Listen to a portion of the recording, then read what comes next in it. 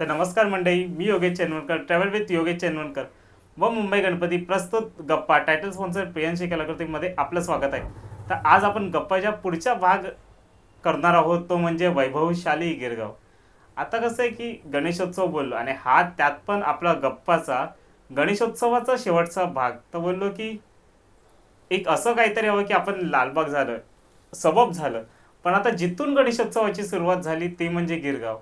आणि गिरगाव बोललं तर फक्त गणेशोत्सवापुरतं मर्यादित नाही, त्याच्यामुळे एक वैभवशाली गिरगाव हा टायटल आपण घेतलाय.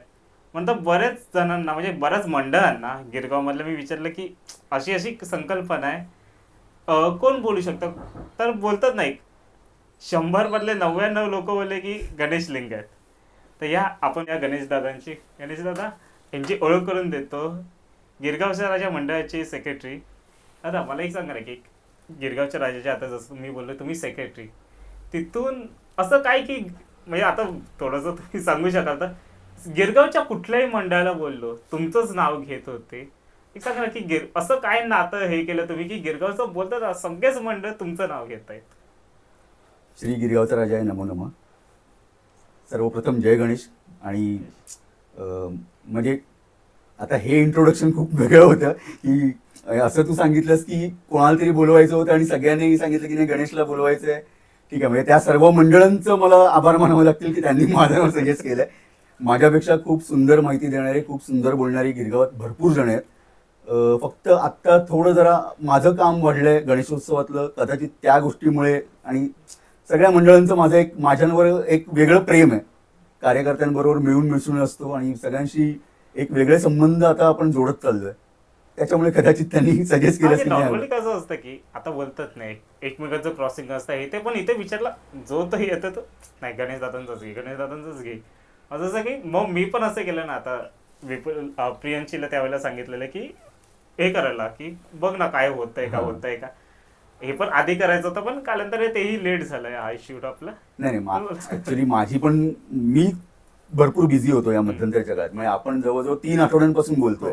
या 3 आठवड्यांमध्ये जवळजवळ तुझे काहीतरी 5-6 पॉडकास्ट येऊन गेलेत. तर सगळ्यात महत्वाचं कसं आहे की जसं आता तो मोरिया पिक्चर आलेला ना फार आधी, त्याच्यामध्ये तो पिक्चर बघून लोकांना, आपल्या प्रेक्षकांना असं वाटतं, गणेश भक्तांना असं वाटतं 2 मंडळं म्हणजे मारामारीच असणार किंवा भांडणच असणार. पण 2 मंडळं किंवा 4 मंडळं एकत्र येऊन पण काम करू शकतात. ह्याचं उदाहरण आम्ही यावर्षी देतोय. हे तू नंतर त्या आपल्या गप्पांमधून येईलच. पण मंडळ हे जे काम आहे ना, म्हणजे सार्वजनिक गणेशोत्सव लोकमान्य जेव्हा सुरू केला त्याचं मूळ उद्दिष्टच हे होतं की समाजाने एकत्र यावं.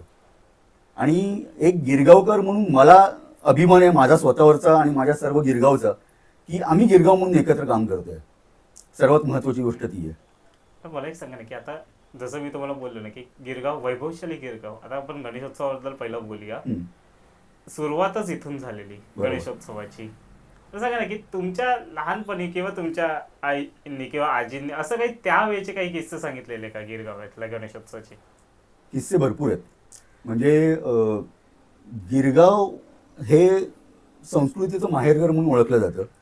आणि म्हणजे मी आता असं सांगेन की गिरगावमध्येच गणेशोत्सव सुरू का केला गेला असेल त्यावेळेला, तर त्याचं प्रमुख एक रिझन हे पण आहे की त्यावेळेला मुंबई आणि मुंबई सबब वगैरे असं नव्हतं. म्हणजे ही गोष्ट आहे 1892 1890च्या दशकातली.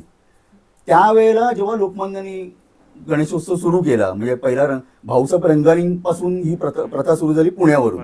त्याच्यानंतर लोकमान्यांनी याचा प्रसार केला आणि त्याच्यानंतर लोकमान्य टिळक, सावरकर ह्या मंडळींनी गिरगावमध्ये येऊन गणेशोत्सवाला भेट दिलेल्या आहेत. आपण खरं तर हिंदू संस्कृती आणि त्यावेळेचं समाज अखंडीकरण कसं राहील ह्याचा जर विचार केला ना, त्यासाठी हा उत्सव सुरू झालेला आहे. आणि म्हणजे जसं मी मगाशी सांगितलं की गिरगावातूनच सुरू का झाला असेल, तर गिरगावात असे काही गल्लीबोळ आहेत ना की जिथून तुम्ही सहजपणे निसटू शकता.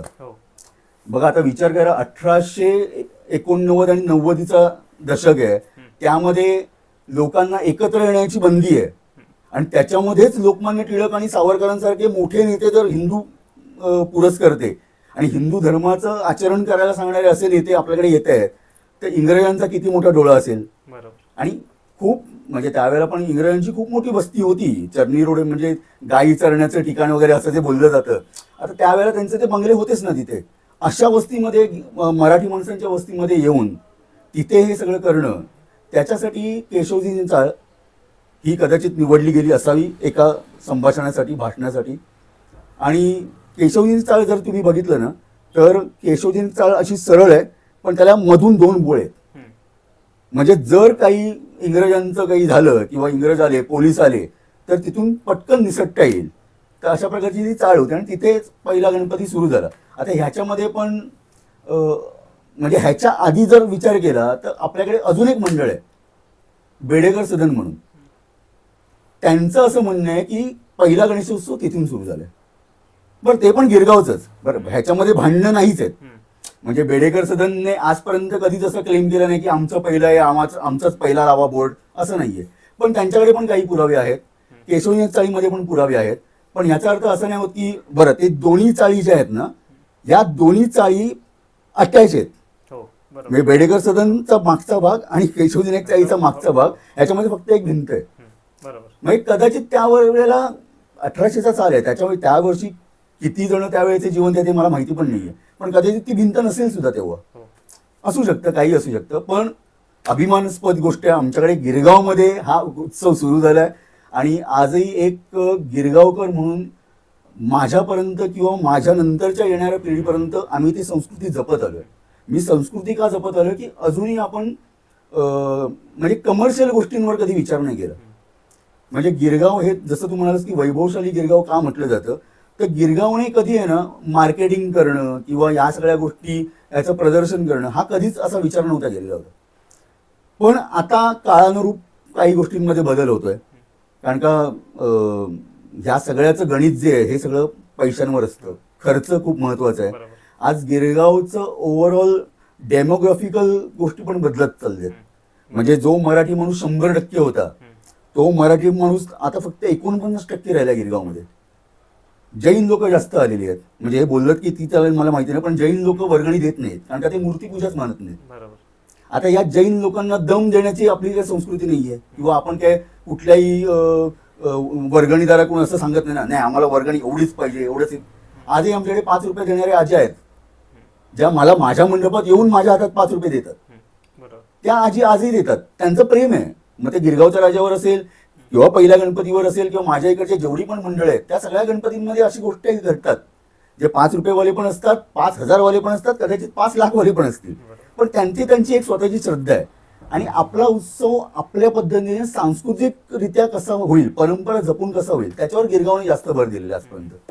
आता झालं पण असं नाही की आता मेट्रोचं पण काम होतं किंवा अजून काही बरेच त्या साईडचे मंडळ पण म्हणजे आता पार्वती बिल्डिंगचं एक मस्त गणपती होता पहिलं, पण ते पण चाळ हे झाली. त्याच्यानंतर आपलं सूर्यमहलचा गणपती तो पण एक सुंदर गणपती होता.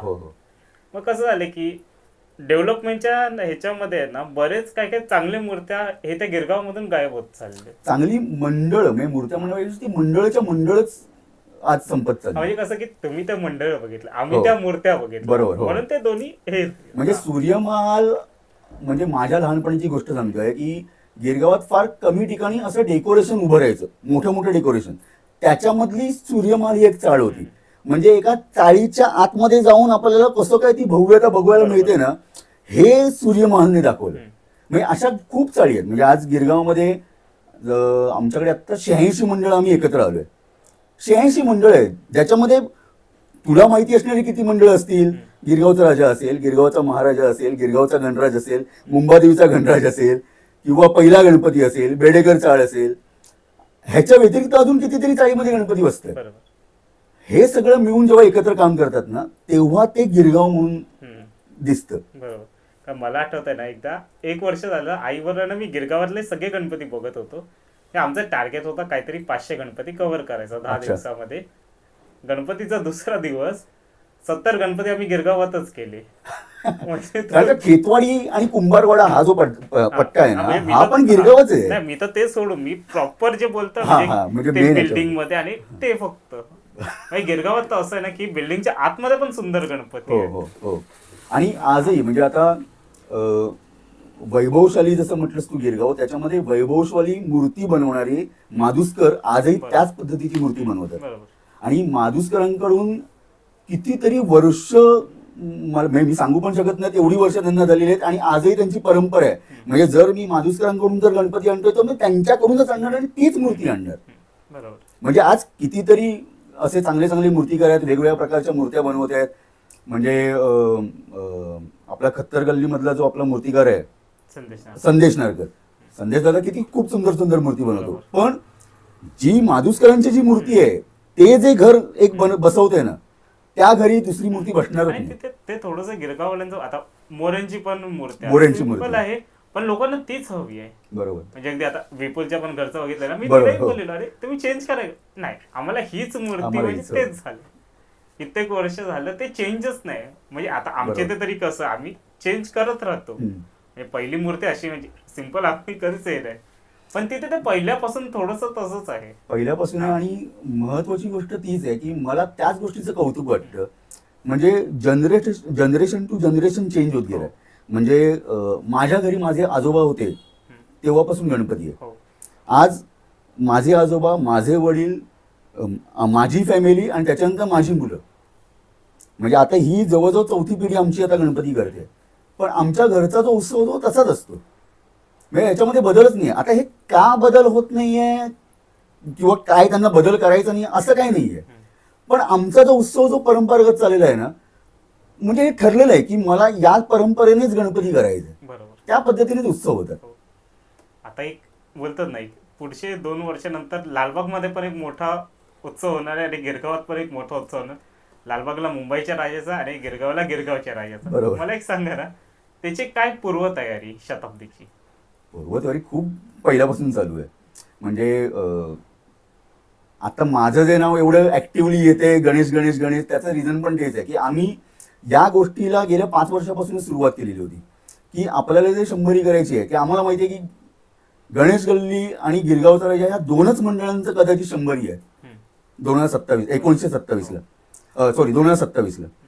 आता त्यावेळेला सर्वांचं म्हणजे नजर असणार आपल्या मंडळांवर की हे मंडळ काय करते, हे मंडळ काय करते. तर आमची तयारी एवढीच आहे की आम्हाला सामाजिक दृष्ट्या काही ना काहीतरी चांगलं करणं.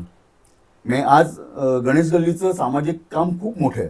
म्हणजे त्यांचं रक्तदान शिबिर, एवढं मोठं रक्तदान शिबिर आज मुंबईमध्ये फार कमी मंडळांमध्ये होतं. तर त्या सामाजिक दृष्टीमध्ये त्यांच्या जी कामं चालू आहेत ना, तिथपर्यंत त्यांच्या पावलांवर पाऊल ठेवता जर आलं ना, तेवढा आमचा प्रयत्न आहे. बाकी डेकोरेशनची भव्यता वगैरे हा जो प्रकार आहे तो गिरगावच्या गल्ल्यांमध्ये होऊ शकत नाही. त्याचं कारण असं आहे की गल्ल्या सगळ्या छोट्या छोट्या आहेत. म्हणजे आज तुम्ही लालबाग आणि गिरगावला जर कम्पेअर केलं तर लालबागचा राजा असू देत, नरे पार्क असू देत, गणेश गल्ली असू देत, किंवा आता तेजुकाईची जागा कमी झाली म्हणून पण तेजुकाई असू देत, चिंचपोकेचा चिंतामणी असू देत, ह्यांना जागा खूप मोठ्या मोठ्या आहेत. GSB खूप मोठ्या ग्राउंडमध्ये बसते. पण गिरगावातली जी मंडळं आहेत आज त्या चाळीमध्ये, त्याच रस्त्यावरती, कारण का रस्ता तुम्हाला एक्सटेंड नाही करता येणार आहे. जोपर्यंत बाजूच्या बिल्डिंग पडत नाही तोपर्यंत आम्ही कुठे काय करू शकत नाही. आणि बिल्डिंग पडायची वाट नाही बघत आहे. पण कसं आहे की आम्हाला तेवढं रिस्ट्रिक्शन आहे. आणि त्याच्यामुळे कसं आहे की आता जर गिरगावच्या राजाचीच गोष्ट म्हटली ना, तर गिरगावच्या राजाचा मंडप आपण कायमस्वरूपी केलाय. दुसरी महत्वाची गोष्ट की गिरगावचा राजा जिथे बसतो तिथे पाठीमागच्या बाजूला एक जैन हॉस्पिटल म्हणून आहे. आमचा पूर्ण एरिया सायलेन्स झोन आहे. आजही तुला खरं वाटणार नाही, आमची म्हणजे लाऊडस्पीकर लावण्याची पद्धतच बंद झाली. आमच्याकडे जो लाऊडस्पीकर लागतो ना, तो छोटे आपले युट्यूब आणि ते लावतात ना ब्लूटूथ वाले, त्याच्यावर आम्ही गाणी वाजवतो फक्त मंडपाच्या मंडपात. बाकी त्याचा बाहेर आवाज जातच नाही. म्हणजे एवढं रिस्ट्रिक्शन आहे. पण आम्हाला त्याचं कधी वाईट नाही वाटलं किंवा आमच्या इथे काहीतरी मोठं गाणं लागलं पाहिजे, माझ्या रस्त्यावर गेलं पाहिजे. आता गिरगावचा राजा आतमध्ये बसतो, जवळजवळ 100 मीटरची गल्ली असेल आपली. पण आम्हाला कधी असं वाटलं नाही. जो गिरगावच्या राजाचा जो खरा भक्त आहे ना, तो तिथपर्यंत चालत येतो आणि त्याला माहिती आहे की इथे हा कसा उत्सव होतो. त्यामुळे त्याने काय फरक नाही पडला. बाकी 100ची तयारी जोरदार करणार. 100री पण त्याच धूमधडाक्यामध्ये असणार ज्या धूमधडाक्यामध्ये आत्तापर्यंत गिरगावच्या राजाने काम केलेलं आहे. आणि मंडळ या सगळ्या गोष्टींना तयार आहे. म्हणजे माझं तर असं आहे ना की माझे बोलतात नाही 3 आवडत्या मंडळांचं एकाच वेळेला आहे. गणेश गल्ली आणि तुमचं शताब्दी आणि त्याच वर्षी चंदनवाडीचं 50वे वर्ष. बरोबर. येस, बरोबर. म्हणजे माझं असं आहे ना की ते वर्ष माझ्यासाठी दिवाण आहे. नक्कीच नक्कीच नक्कीच. नाही, आणि तयारी खूप मस्त झाली आमची. म्हणजे त्या दृष्टीने पावलं पण आम्ही खूप आधीपासून टाकत राहिलो. म्हणजे आता जर तू आता कम्पेअर केलंस गिरगाव तळ्याचं सोशल मीडिया अकाउंट, जसं मी म्हटलं की आम्ही कधी मार्केटिंग वगैरे या गोष्टीवर लक्ष नाही दिलं, पण या गेल्या 2 वर्षापासून तू बघितलं असशील आपले इन्स्टाला, युट्यूबला वगैरे या सगळ्या गोष्टींवर पण भरपूर ऍक्टिव्ह आहोत आपण. आणि कुठेतरी काय झालं माहितीये का, म्हणजे आता गणेशोत्सव जेव्हा आपण म्हणतो की लोकमान्याने सुरू केला, तो पिरियड काय होता, इंग्रजांच्या विरुद्धची चळवळ होती. देश स्वतंत्र झाल्यानंतर काय झालं, देश स्वतंत्र झाल्यानंतर मंडळांनी एक सामाजिक भावना सुरू केली. सामाजिक भावना जपली पाहिजे. आपला समाज आहे, आपला समाज जोडण्यासाठी आपण काय काम करायचंय. मग त्याच्यातून त्या चळवळी काय उभारायला की नाटक, वक्तृत्व स्पर्धा, गायन स्पर्धा, ह्याच्यातून अभिनेते तयार झाले. आज कितीतरी मराठी आणि हिंदीमध्ये काम करणारे हे आपल्या गल्ल्यांमध्ये, आपल्या गल्लीतल्या स्टेजवरून मोठे झालेले आहेत. म्हणजे आमच्याकडे गिरगावच्या राजाने रायगडाला जेव्हा जाग येते, हे नाटक प्रभाकर पणशीकरांना घेऊन त्यावेळेला गिरगावच्या राजाकडे झालेलं आहे. तेव्हा जागा होती. तेव्हा गिरगावचा राजा हा एवढा भव्य 22-24 फुटामध्ये नव्हता. तेव्हा छोट्या मूर्ती असायच्या. छोट्या मूर्ती असल्यामुळे आपल्याकडे कार्यक्रम करण्यासाठी जागा होती. आज झालंय की आज सगळ्या मंडळांचं राजामध्ये रूपांतर झालंय. सगळीकडे राजा, महाराजा, कैवारी, गणराय वगैरे हे सगळे बसायला लागले. आता त्याच्यामुळे त्यांच्या मूर्त्यांची साईज मोठी झाली आहे. त्याच्यामुळे ह्या ज्या परंपरा आहेत ना, ह्या कुठेतरी हळूहळू गल्ल्यांतून म्हणजे संपुष्टात पण आलेल्या आहेत. पण मग त्यांना काय करायला लागतं, मग गणपती झाल्यानंतर काहीतरी दुसरं करायचं. जसं गिरगावच्या काम असतं की बाबा गणपती झाल्यानंतर मग आपण वर्षभर काही ना काहीतरी छोट्या छोट्या गोष्टी राबवत राहायचं. मग त्याच्यातून आपण ते काम करत राहतो.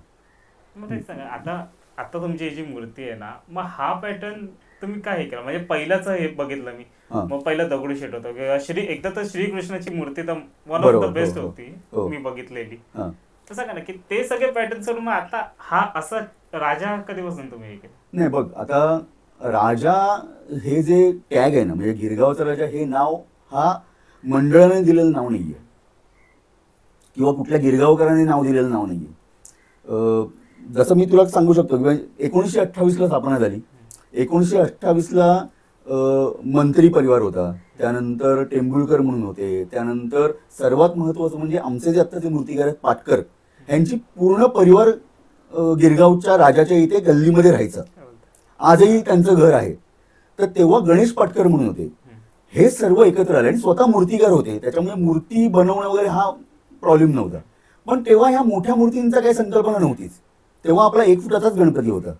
मग तो हळूहळू वाढत गेल्यानंतर जेव्हा गणेश गल्लीने, जेव्हा वेलिंग मास्तरांनी जेव्हा ही मूर्तीची संकल्पना आणली की असा काहीतरी वेगळा गणपती होऊ शकतो एवढा मोठा, त्यानंतर वेगवेगळ्या मंडळांमध्ये ह्या मोठ्या मूर्त्यांचं ते एक वेगळं हे सुरू झालं. पण त्याच्या आधी आपण 5-6 फूट 10 फूट वगैरे याचपर्यंत मूर्त्या व्हायच्या. मला वाटतं 78ला काहीतरी गणेश गल्लीने पहिली मोठी मूर्ती बनवली. 77ला. हा, गिरगावच्या राजाने पहिली मोठी मूर्ती बनवली 1983ला. आणि ती मूर्ती होती सिद्धिविनायक. मुंबईमध्ये आपण जेव्हा मोठी मूर्ती बनवू तेव्हा मुंबईचं आराध्य दैवत म्हणून आजही आपण सिद्धिविनायकाचं नाव पहिलं घेतो. तर त्यांना ती एक मानवंदना होती असं मी म्हणू शकतो. म्हणजे मला खरं काही माहिती नाही याच्यामध्ये काय विचार असेल त्यांचा, पण मूर्तिकार आपले स्वतःतले घरचे मूर्तिकार त्यांनी सांगितलं की आम्हाला बनवायचे. आणि आमच्याकडे दिवंगत खजिनदार होते कैलासवासी रामचंद्र तेंडुलकर, यांची सगळी संकल्पना होती की आपल्याला पण आता मोठी मूर्ती करायची. आणि तिथून मग ती मोठी मूर्तीचा एक ट्रेंड सुरू झाला. मग त्यातच जसं तू म्हणालस की दगडूशेठ आपण जेव्हा केला ना, तेव्हा दगडूशेठच्या मूर्तीला का देवळाला काहीतरी कुठली तरी वर्ष कंप्लीट झाली होती, मला एक्झॅक्टली आठवत नाहीये. त्याला ट्रिब्यूट म्हणून आपण दगडूशेठची मूर्ती स्थापलेली होती. आपल्याकडे खूप सुंदर सुंदर मूर्ती झाल्या, म्हणजे 4 वेदांच्या मूर्ती झालेल्या आहेत. ज्याची जर तुला फोटो बघायचा असेल 4 वेदांच्या मूर्तीचा, तर अंकुश पिक्चर जो आहे ना, अंकुश पिक्चरची स्टार्टिंग होते ना, तोच गिरगावचा राजा आहे. म्हणजे तेव्हापासून आपण त्या पिक्चर फ्रेम वगैरे 70 mm वगैरे सगळं दिसतोय. तिथपासून ते आता वाजवरे मिलिंदचा जो पिक्चर आलाय त्याच्यामध्ये पण गिरगावचा राजा आहे. पण ह्या सगळ्या गोष्टींचं मार्केटिंग करून काहीतरी वेगळं काहीतरी कॅप्चर करणं, हे तेव्हा अशी काही परंपराच नव्हती किंवा तो थॉटच नव्हता. फक्त आता जरा हळूहळू आम्ही सोशल मीडियावर ऍक्टिव्ह झालो, त्याच्यामुळे आता दिसतंय. हो. बाकी मूर्त्या खूप सुंदर सुंदर झाल्या. श्रीकृष्ण हा आमचा ट्रेडमार्क आहे. म्हणजे श्रीकृष्ण हा गिरगावचा राजाच्या सोंडेवर का असतो, तर त्याचं प्रमुख कारण हे आहे की गिरगावच्या राजाच्या गल्लीमध्ये सर्व प्रकारचे सण होतात. सर्व प्रकारचे सण होतात. आमच्याकडे मुसलमान पण आहेत, आमच्याकडे ख्रिश्चन पण आहेत, गल्लीमध्ये राहतात, आमच्याकडे हिंदू पण राहतात. आता हिंदूंमध्ये आता जैन पण राहतात, गुजराती पण राहतात, काय म्हणतात त्यांना, बाकी इतर याचेच पण राहतात. तर सगळ्या प्रकारचे वेगवेगळे सण काही ना काहीतरी चालू असतं. त्याचं ते एक प्रतीक आहे, कारण श्रीकृष्ण आहे ना, हा आपला एक सगळ्या सणांमध्ये आपण त्याचं एक प्रतीक म्हणून असतं. म्हणून तर आपण श्रीकृष्णाची मूर्ती आपल्या सोंडेवर असते. आणि आराध्य दैवत आपलं गजानन, त्यामुळे ते दोघांचं पण कॉम्बिनेशन आहे. आता मला एक सांगा ना, आता अजून एक त्या मंडळाचं बोलू शकता वैशिष्ट्य म्हणजे मुंबईतली सगळ्यात जड मूर्ती. मला एक आता ही जड मूर्ती, आता ह्याच्या जरी विचारलं की तुम्ही निघतात सकाळीच, पण तुमचंही विसर्जन होतं हे दुसऱ्या दिवशी लालबागच्या राजासोबतच. बरोबर. मग आता एवढी मोठी मूर्ती, त्यात पण तो एवढा क्राऊड हँडल करणं किती कठीण पडतं. बघ, आधी कसं होतं, म्हणजे फार आधी एवढा क्राऊड नव्हता, त्यामुळे आपण सकाळी निघायचो. म्हणजे 11 वाजता वगैरे निघालो की 11 वाजता निघाल्यानंतर आपण 7 वाजेपर्यंत विसर्जन व्हायचं. म्हणजे मी जेव्हा लहान होतो तेव्हा, म्हणजे आमचे जे सर्व जुने कार्यकर्ते होते ना, आम्ही ते ट्रकवरून जायचो. त्यावेळेचा एक वेगळा माहोल होता गिरगावातला. म्हणजे ते कुठले पण गणपती आल्यानंतर ते चॉकलेट वगैरे टाकायचे, मग ते चॉकलेट पास करायचे, आपण ट्रकवर बसले, असं त्यावेळेचा काळ होता तो.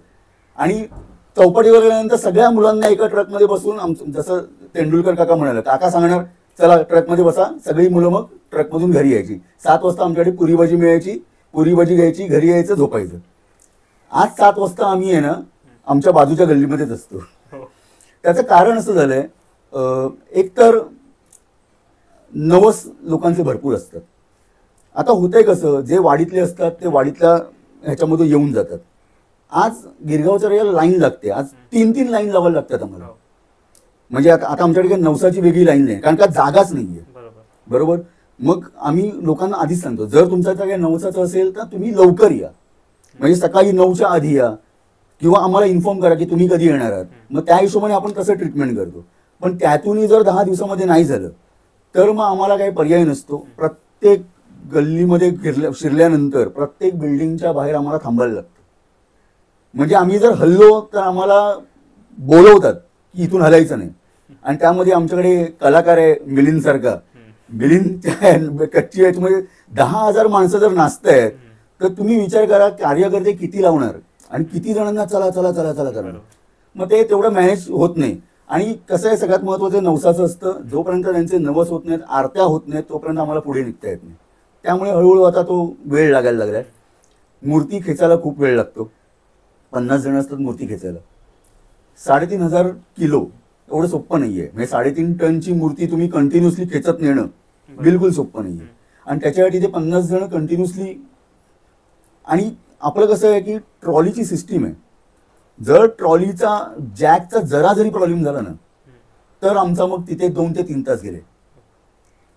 कारण का परत ते सगळी प्रोसेस करायला लागते.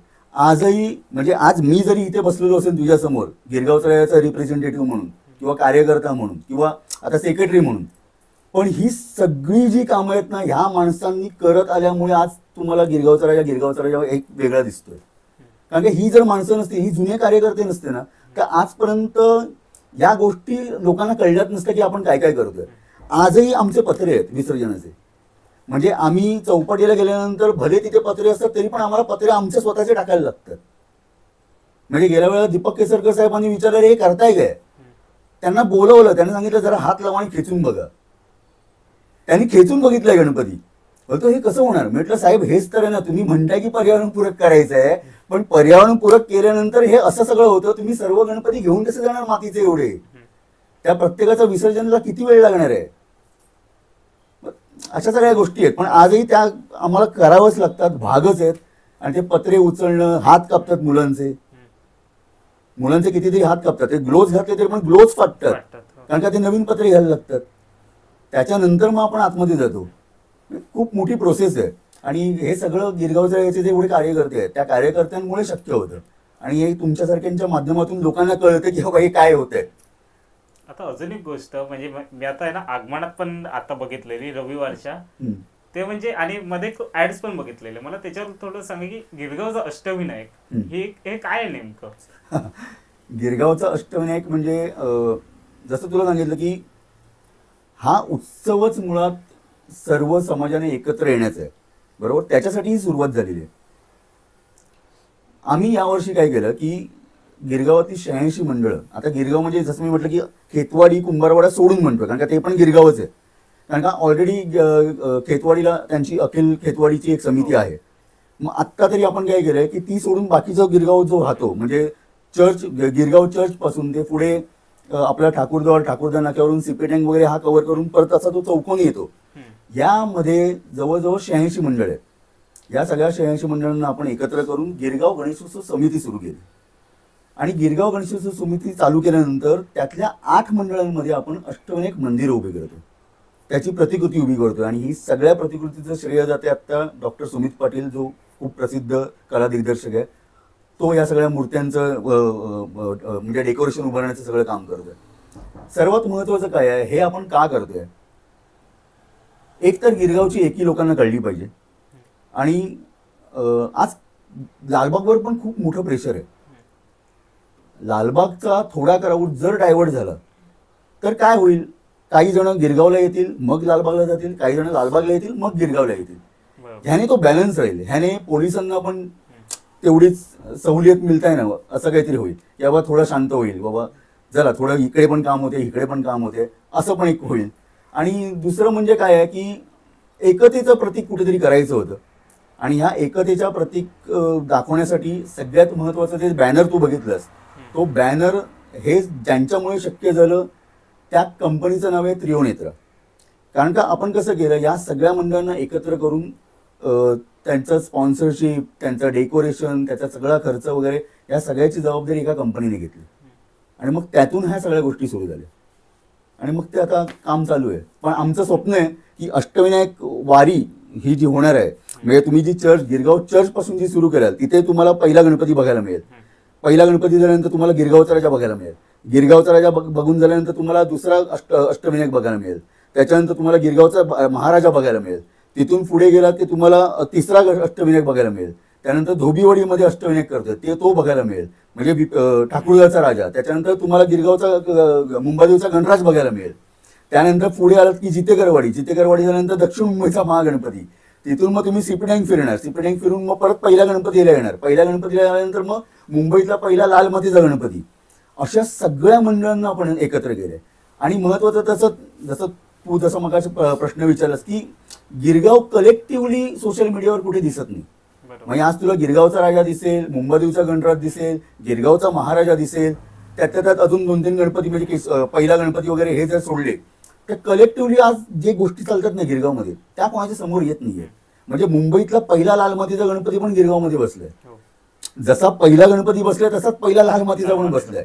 मुंबईतला पहिला इको फ्रेंडली कायमस्वरूपी मूर्ती फायबरची गिरगावमध्ये बसली आहे, कुडाळ डेस्करवाडी. या गोष्टी आजपर्यंत बाहेरच नाही आल्यात. आणि या गिरगाव गणेशोत्सव समितीच्या मार्फत आहे ना आम्हाला लोकांपर्यंत या गोष्टी पोहोचवायच्या.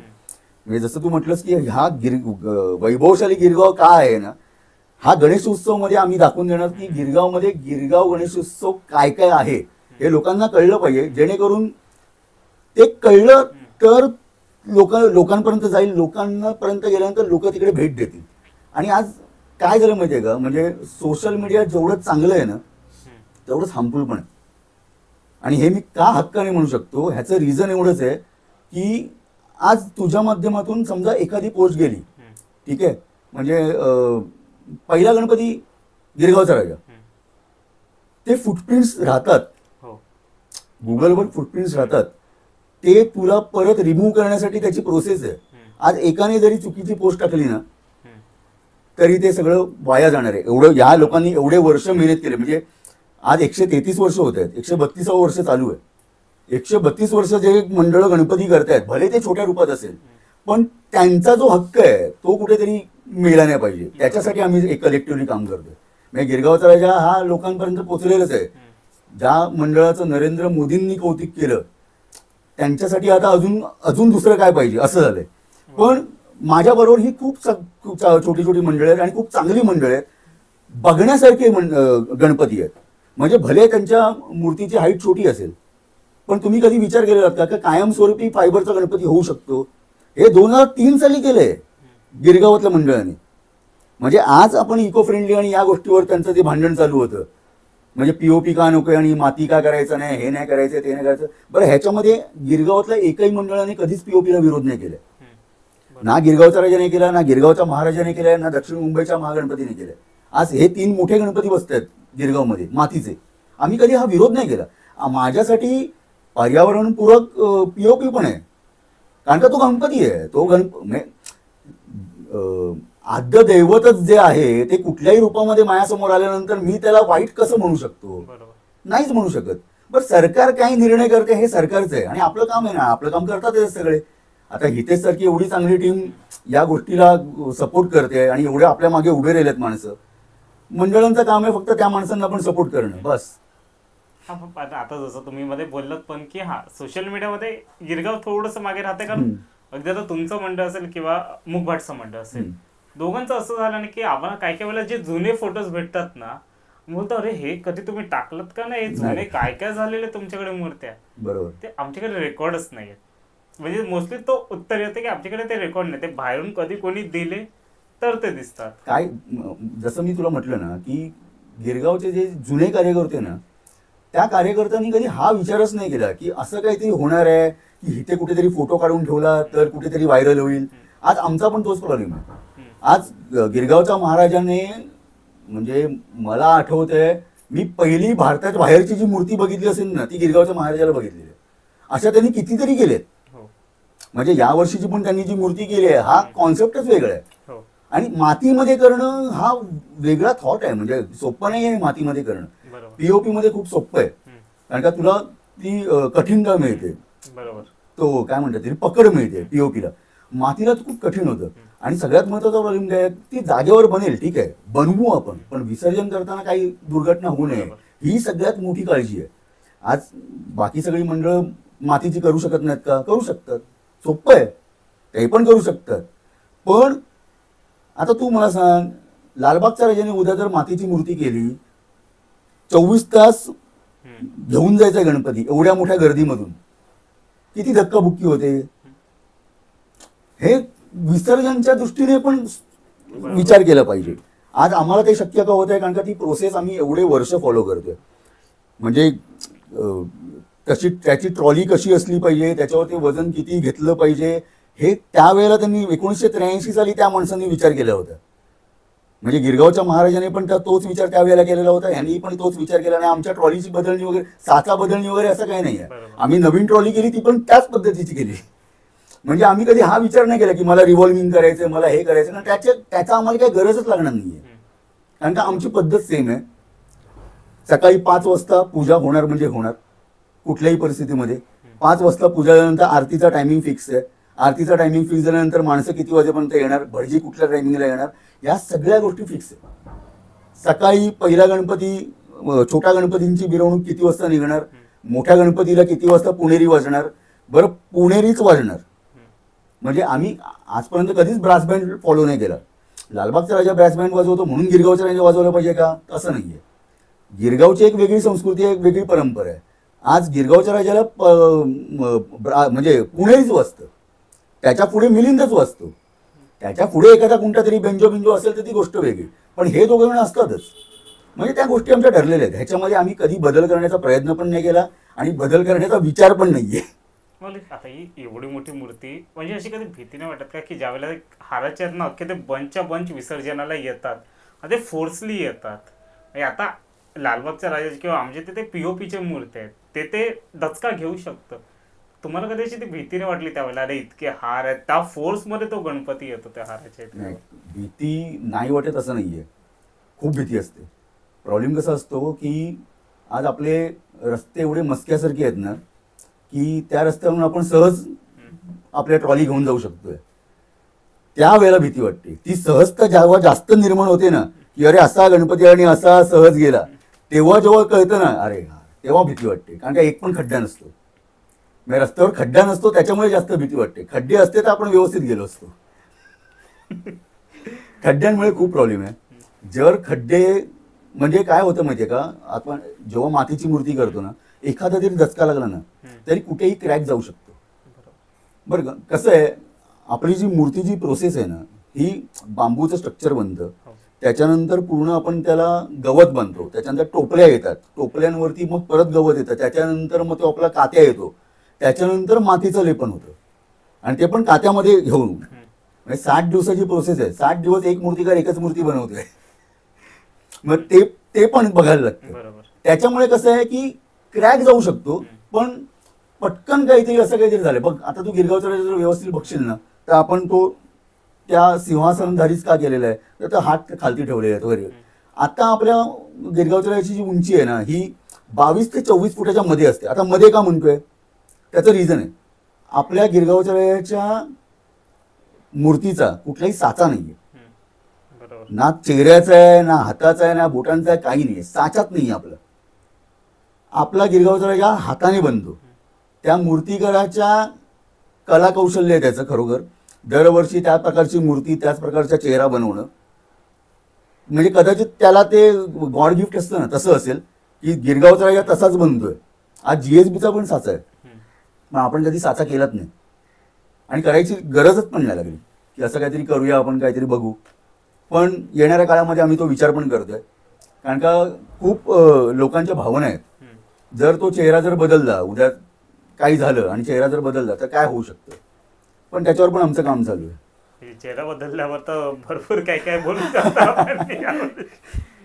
तर माझं थोडंसं आपण त्या अष्टविनायकवर येऊया. मला एक सांगा, आता हे अष्टविनायक आहे, ह्याचे काही तुम्ही रूट मॅप्स ठेवले आहेत? हो हो हो. अष्टविनायक वारी आहे ना, मुळात कसं आहे की जर तू मूळ अष्टविनायक केलं असतं, तो मोरगाव वगैरे इथपासून आता सुरुवात करायची वगैरे सगळं आहे. पण आपल्याकडे आता गिरगावमध्ये केल्यामुळे काय होते, जे खेतवाडीच्या बाजूने येणार आहेत ना, ते पहिलं दर्शन करणार आहेत वेगळ्या गणपतीचं. म्हणजे आनंद मित्र मंडळ आहे किंवा लाल मातीचा जो गणपती आहे तिथून येणार, कारण का ते सदाशिवलिंगमधून येणार.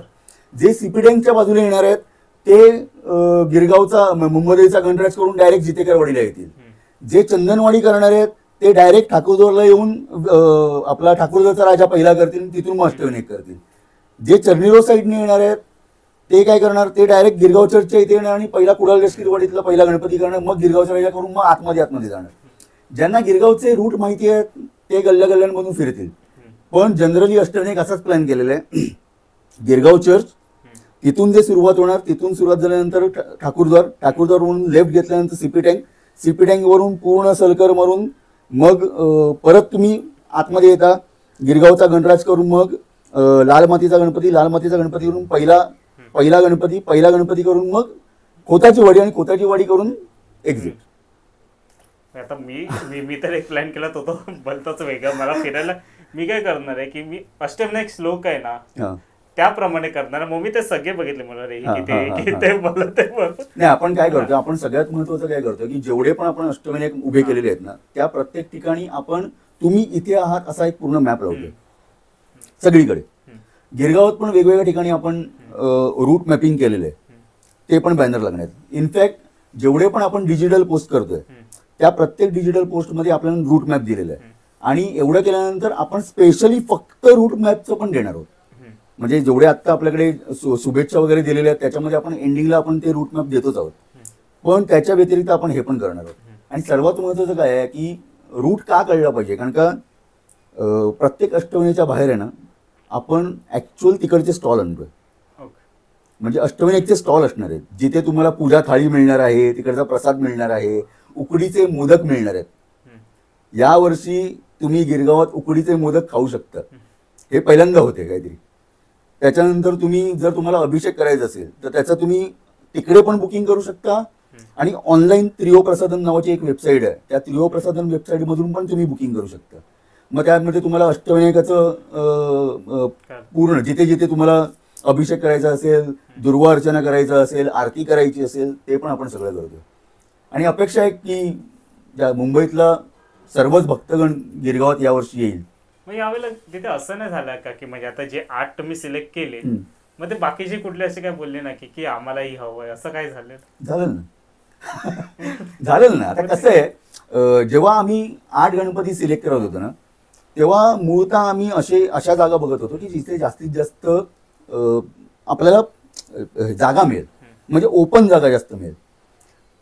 म्हणजे आम्ही बेडेकर सदन पण आपण करत होतो, पण बेडेकर सदनचं काय झालं की बेडेकर सदनचं 125वं वर्ष आहे यावर्षी. 125व्या वर्षामध्ये आपण जेव्हा अष्टविनायक परत करतोय तर ती एक सगळी गडबड झाली असती, मग ते आपण कॅन्सल केलं. दुसरं एक मंडळ आहे उरणकरवाडी म्हणून, आपण ती पण जागा बघत होतो कारण त्यांचं पण खूप मोठं ग्राउंड आहे, पण त्यांचं पण 100वं वर्ष आहे, त्याच्यामुळे मग ती जागा कॅन्सल केली. मग खोताची वडी सारखी जागा घेतली कारण का तिकडे कसं आहे की पाठीमागच्या बाजूने खूप मोठी जागा मिळते, त्यांचं खूप मोठं मैदान आहे, मग ती जागा घेतली.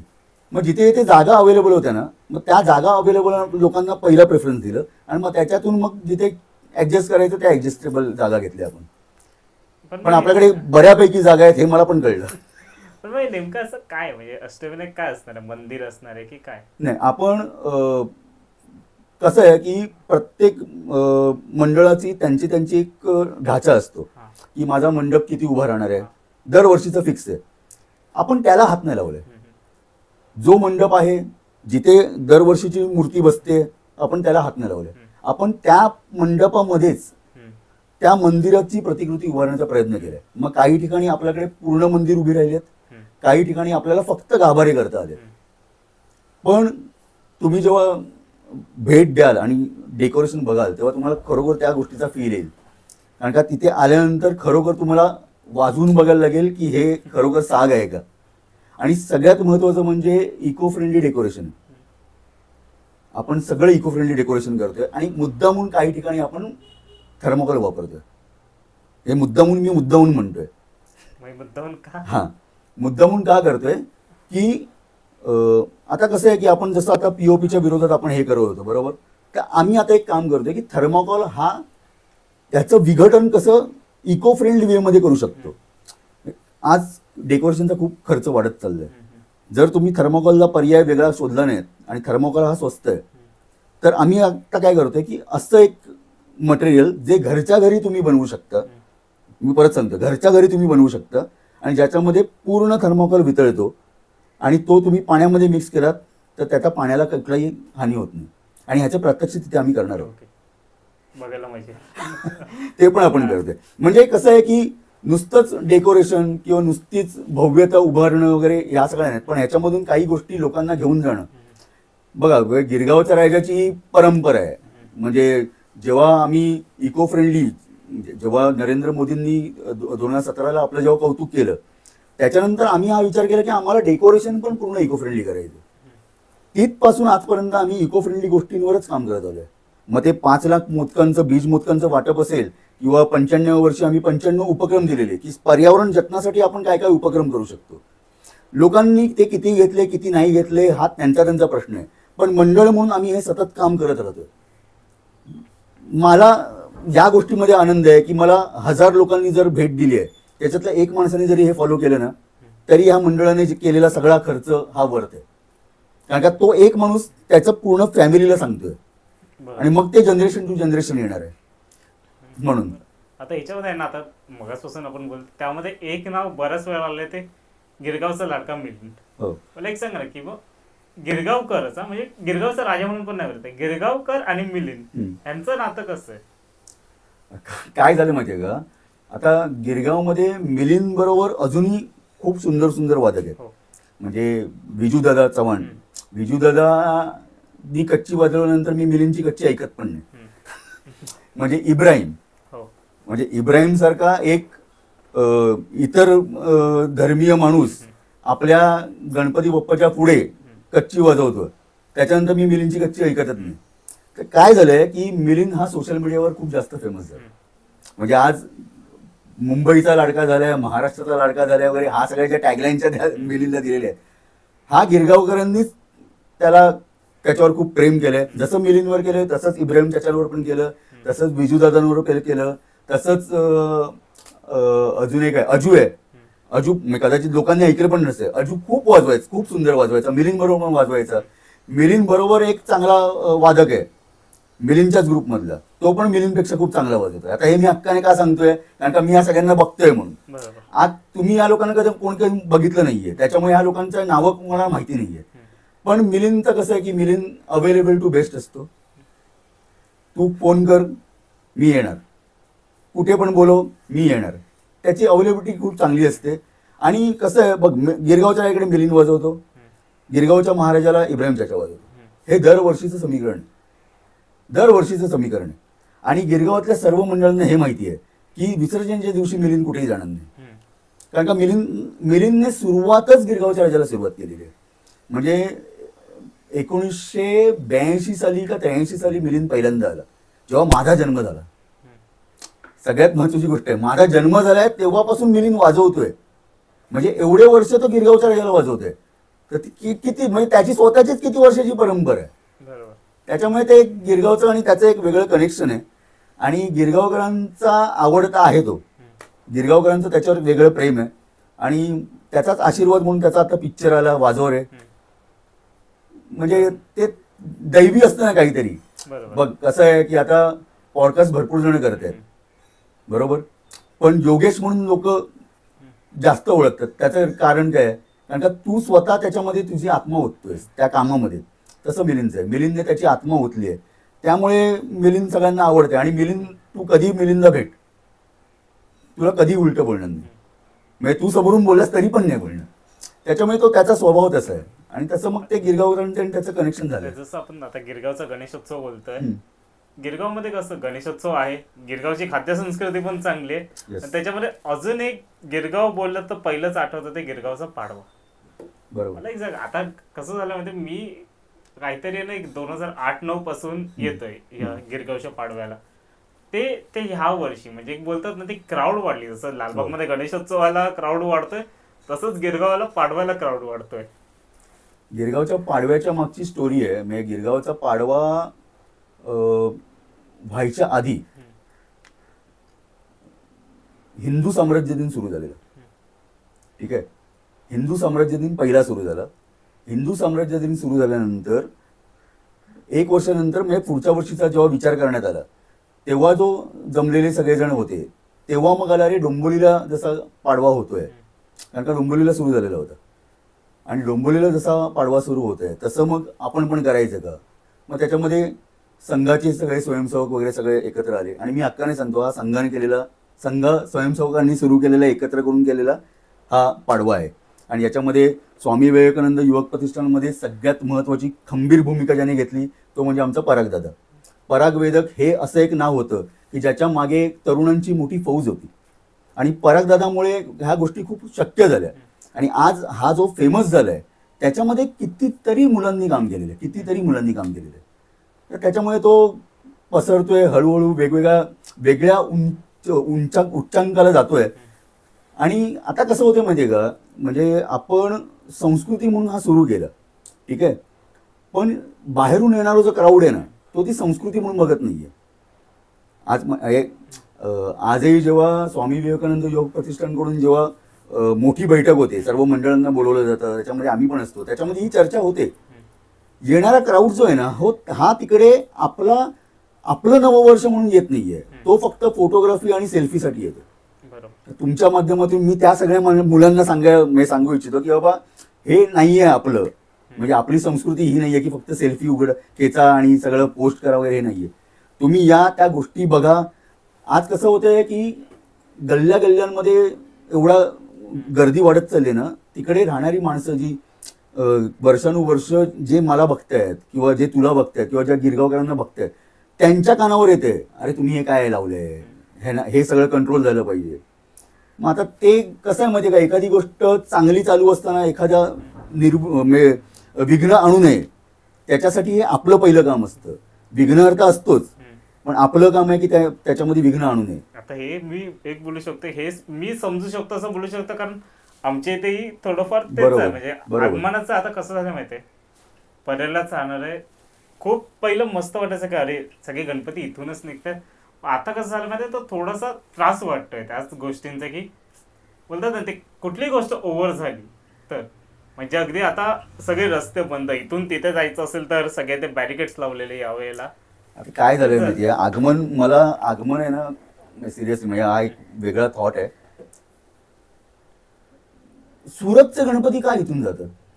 हो, तो सगळ्यांचाच आहे. म्हणजे गरजच नाहीये ना, तुम्ही सुरत मध्ये बनवू शकता ना.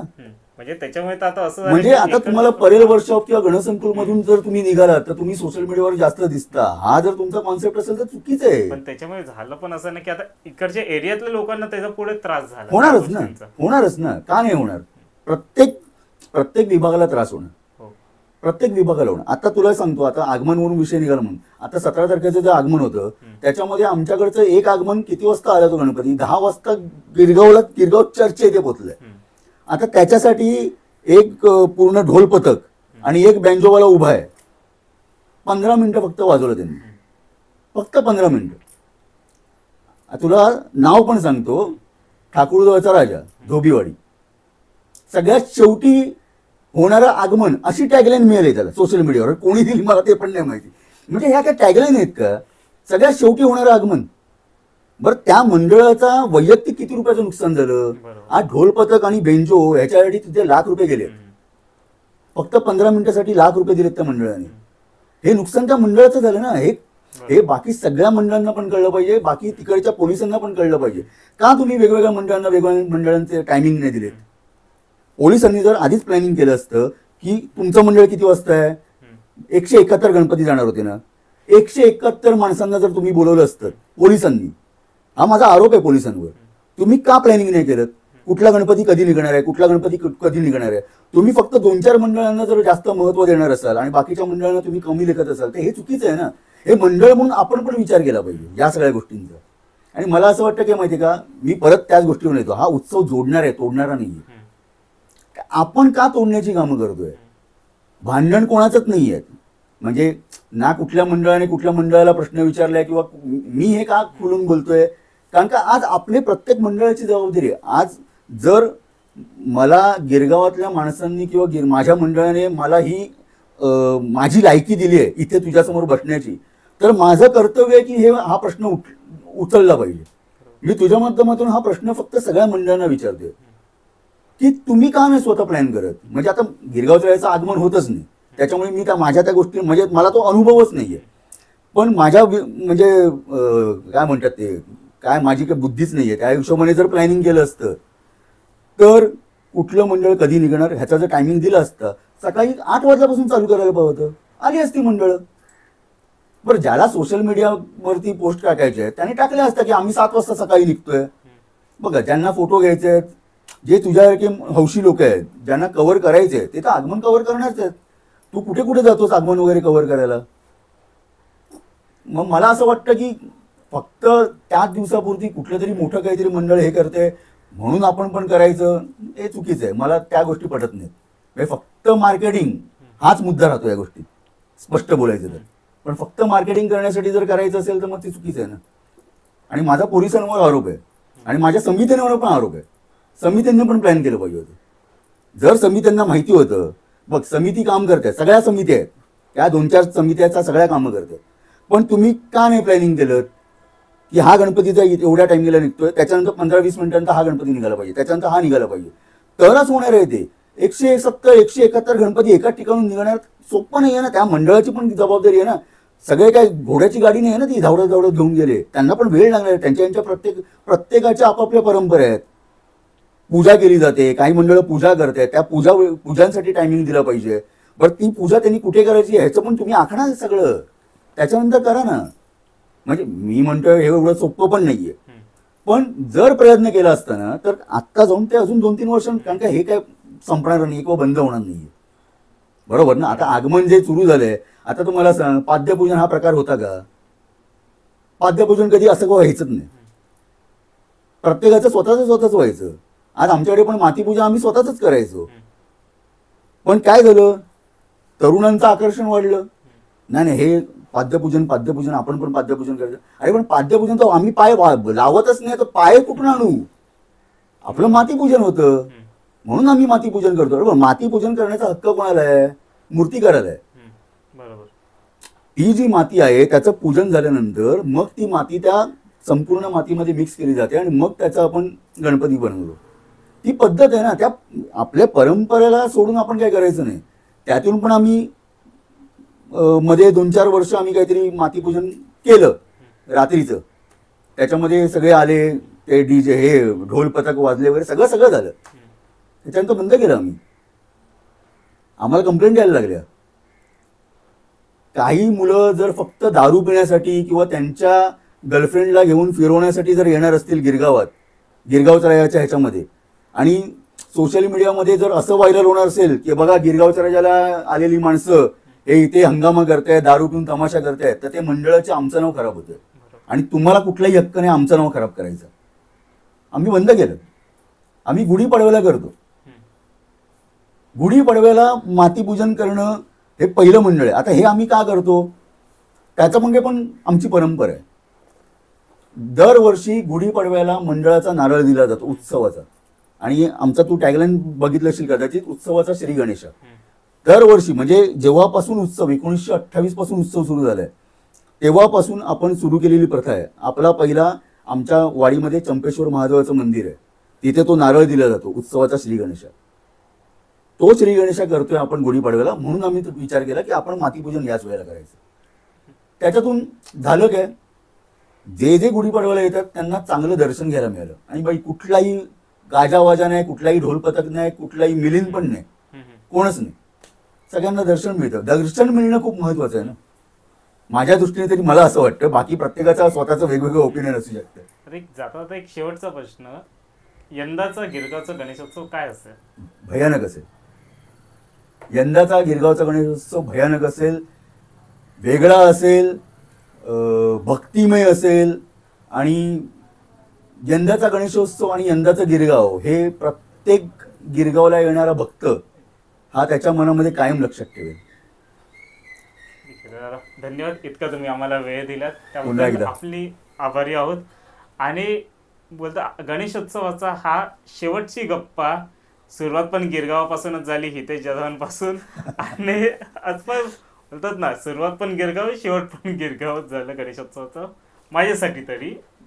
तर तुम्हाला ही व्हिडिओ कशी वाटली ती सांगा, खालती कमेंट करा जे तुम्हाला वाटतं. इतकं बोलून मी आपली रजा घेतो. जय हिंद, जय महाराष्ट्र.